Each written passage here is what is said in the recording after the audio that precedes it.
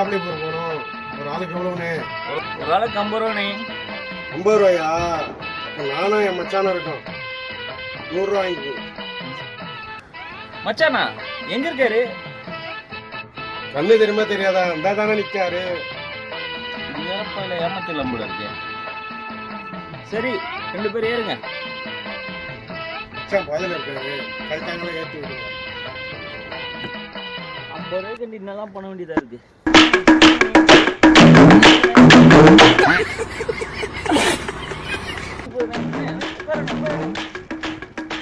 இங்க உட்காருங்க மச்சான்.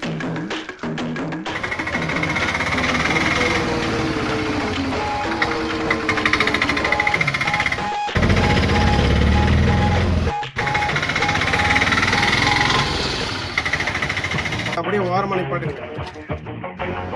அதுக்குள்ள இறங்கினே மகளிர் இன்னும் போனோனே. இறங்கிறேன் மச்சான மகாபலிபுரத்துல இறக்கி விட்டுட்டு அவர்கிட்ட காசு வாங்கிக்கோங்கண்ணே. விடுகதையா